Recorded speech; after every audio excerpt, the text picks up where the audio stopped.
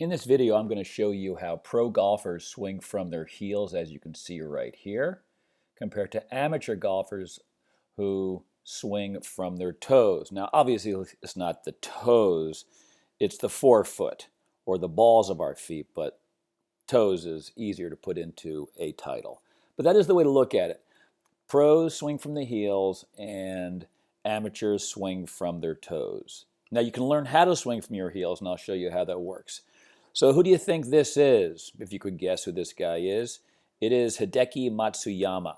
And here he is, you can see. Look at that. No weight is being borne anywhere on his left foot other than his heel.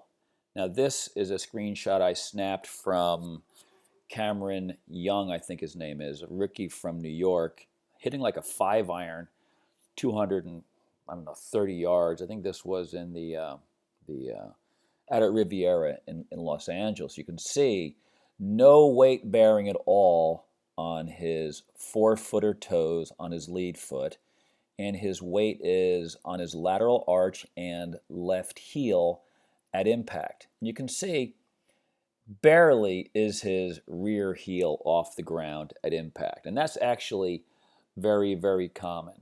And it has been known to be the case forever and ever, but for whatever reason, whenever I watch people swing, I'm sort of captured by the upper body and the club moving. We don't watch the legs, and that's what you should watch.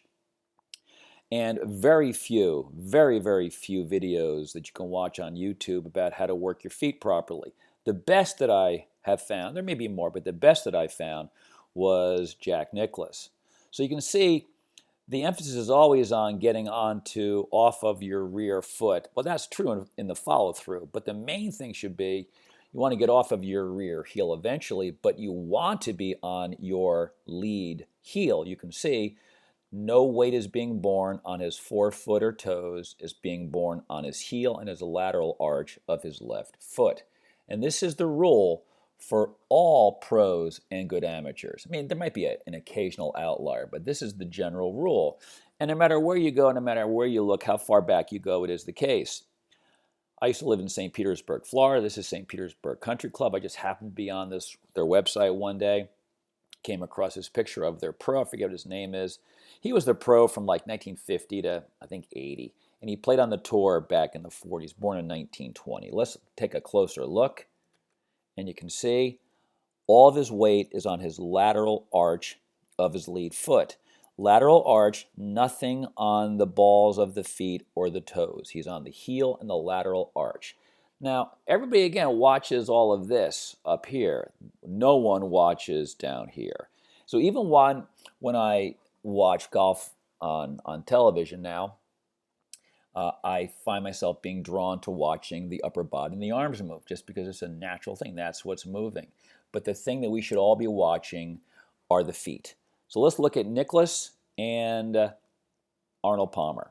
Nicklaus had a much smoother move, obviously, compared to the more violent move of Arnold Palmer.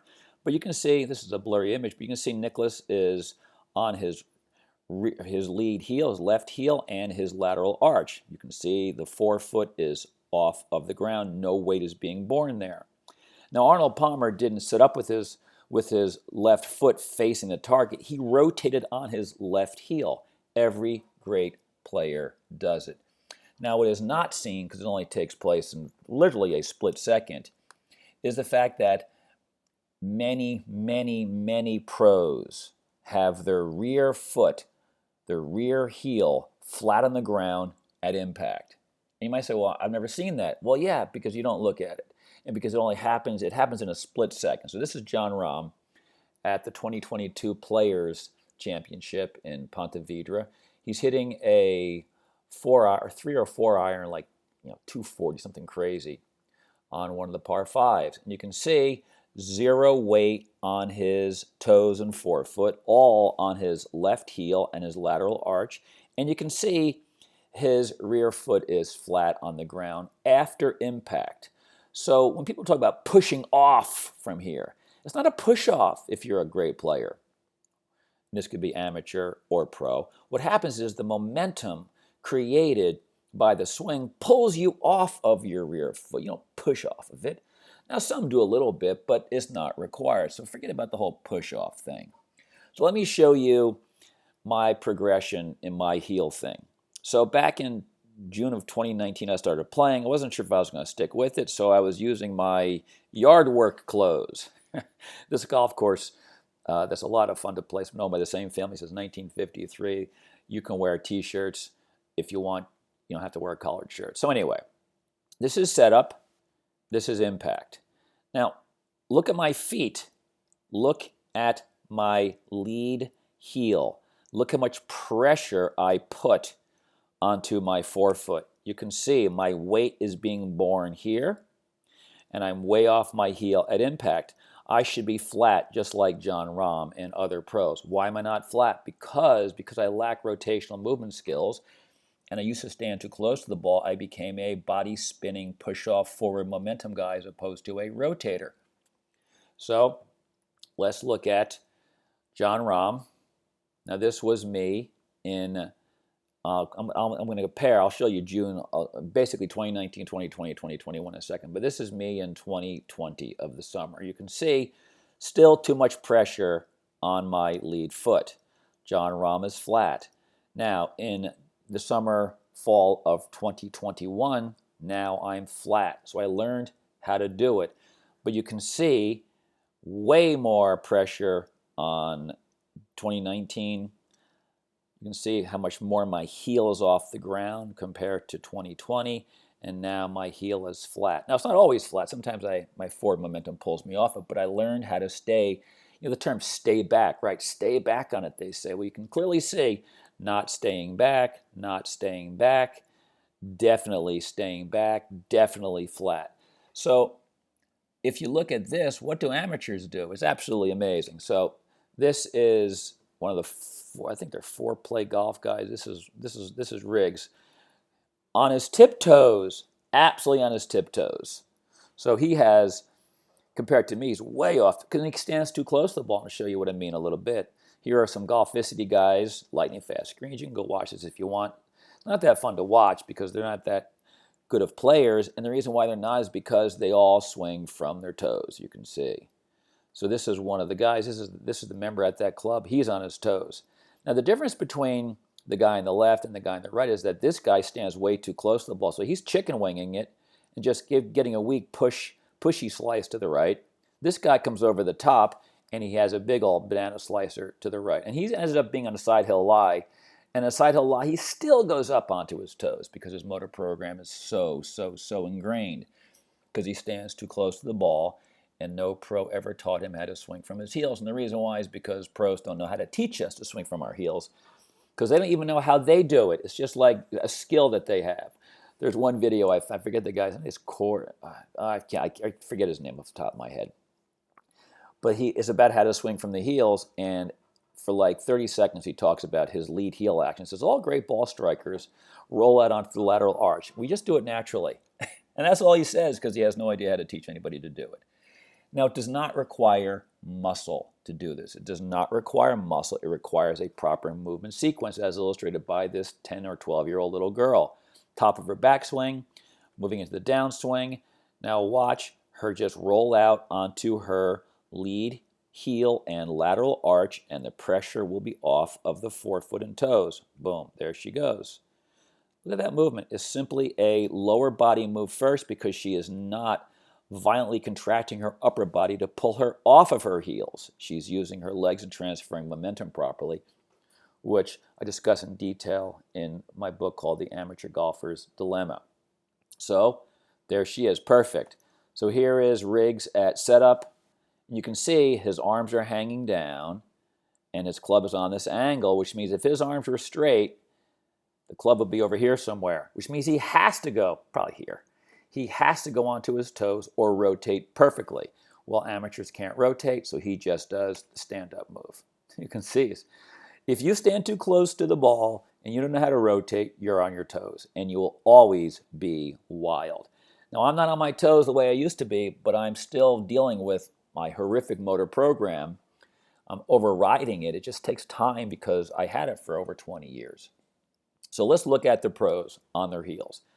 The best example of this, which you can watch whenever you can watch golf on obviously television, or you can watch it on ESPN Plus, and that's the best place. I like watching golf on ESPN. ESPN Plus is an inexpensive subscription because they show multiple swings. It's no commercials. I mean, teeny commercials, and you can just watch feet. So here is Patrick Rodgers. He is well past impact. And you can see his rear foot is completely flat on the ground. Completely flat on the ground. It is just after this point when his momentum of his arms, shoulders, and trunk are moving forward does his rear heel come off the ground. So if we think it's like an aberration, it is not. I already showed you John Rahm does it. Patrick Rodgers is the best example of this. And this is Ryan Palmer. He does it too. You can almost look, you can see Ryan Palmer. It looks like a lateral lunge. Imagine if his foot was further back here.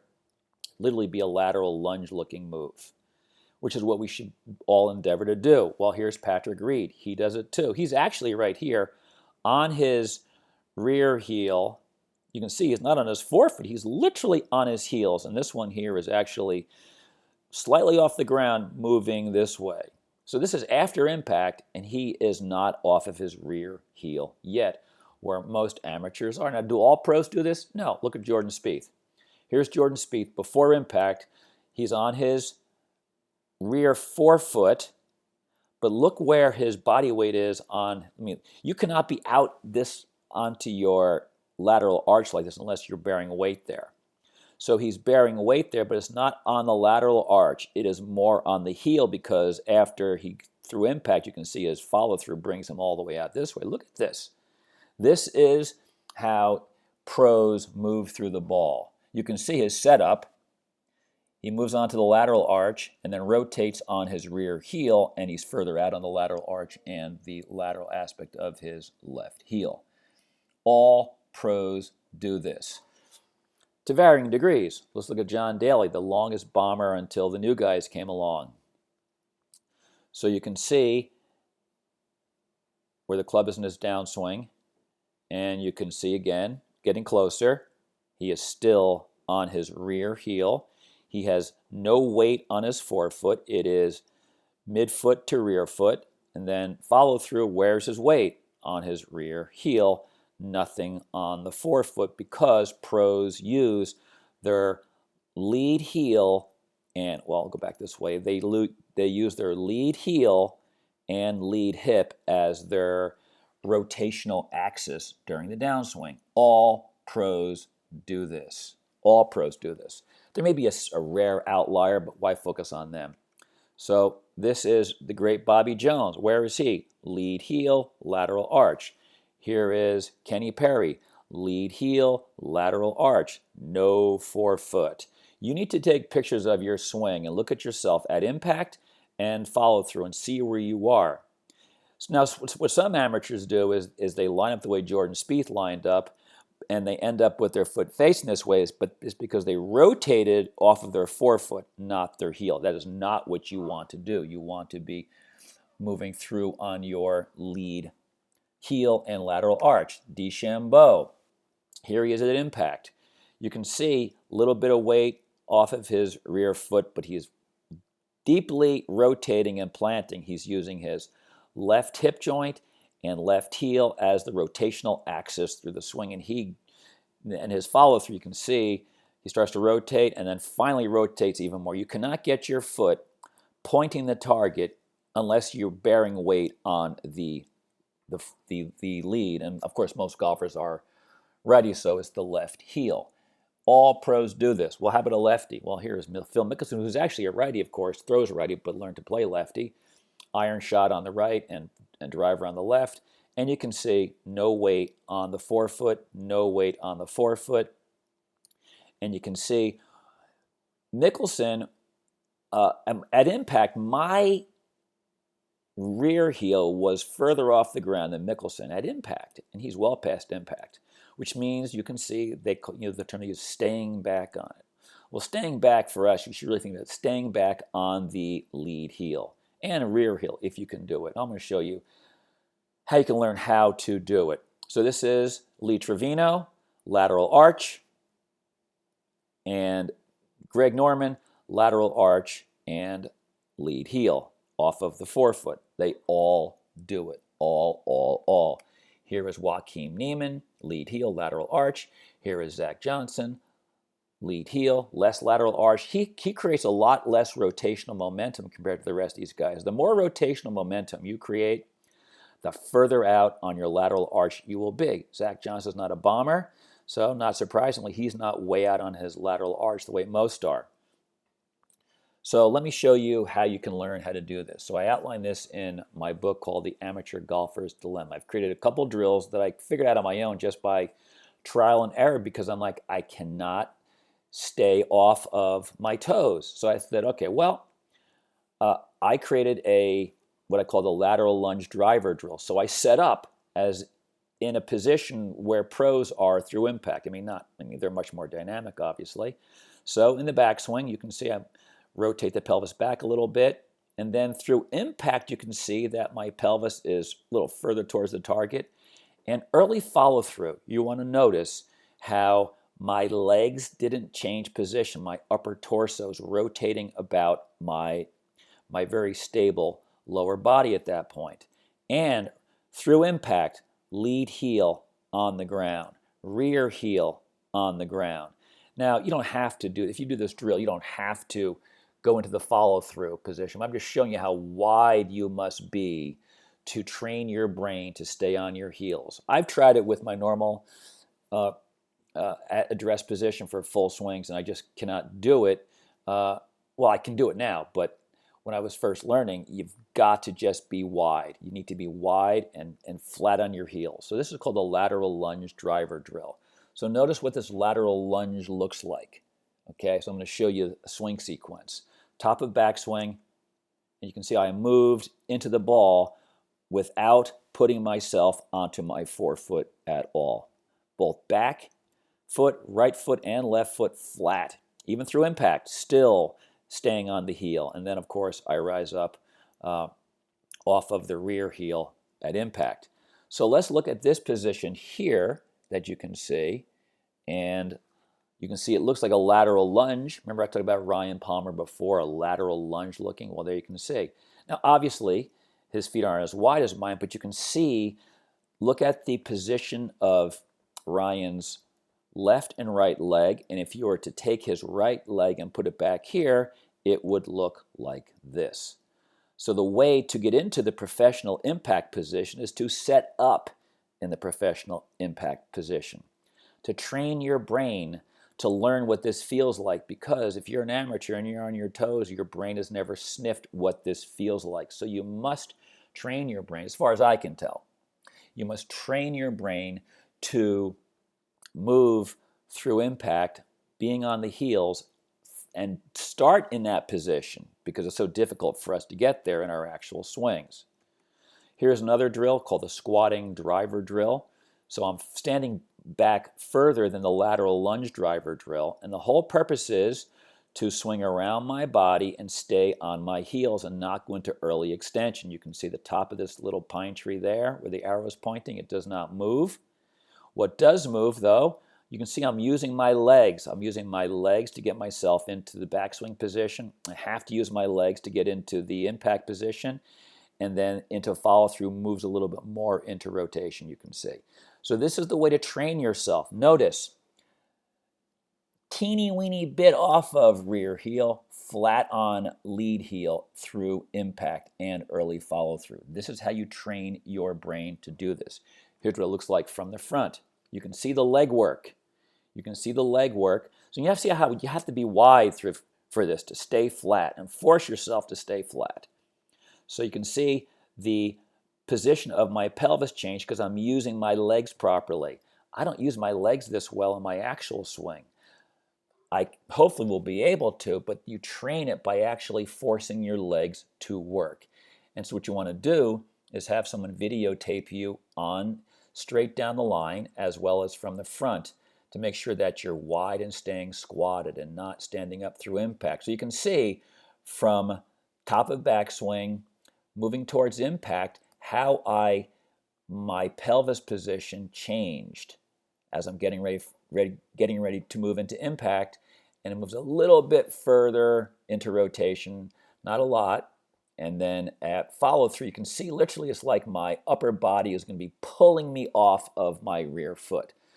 So well past impact, I am flat on the lead heel. I mean, I have more weight than obviously pros do on the forefoot, but for amateur compared to my original problem, you can see the huge difference.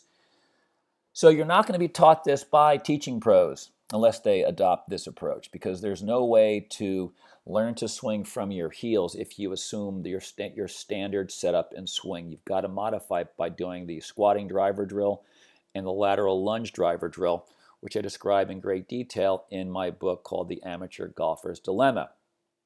So one of the things that you should know if you watch this video and say, yeah, I should get this book, and if you're a Kindle person, the book is $9.99. For some reason at this point, as of today, which is whatever today is, July 11th, I uploaded this newer version that included another 80 pages from the original book. And for some reason, at this date, July 11th, the paperback has the heels appendixes. So if you look at the table of contents, you'll see 25 chapters and 3 appendices. Today, you'll only see 24 chapters. So if you're a Kindle person, that's what you want to read it. You got to wait until Kindle figures it out. I'm currently in communication with them now.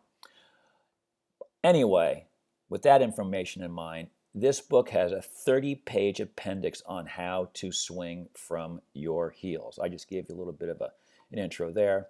As I showed you, the biggest keys, the most important way to train yourself, as I said earlier, is the squatting driver drill and the lateral lunge driver drill. Now, when you do those drills, you don't try to kill the ball. You try to make solid contact. Your goal is to stay on your heels, not to hit 200, 250, 300-yard drives. You want to learn how to swing from your heels. Ball flight will come later. It's easier to hit the ball farther from the lateral lunge driver drill than the squatting driver drill. Okay, so give it a shot and check out the book.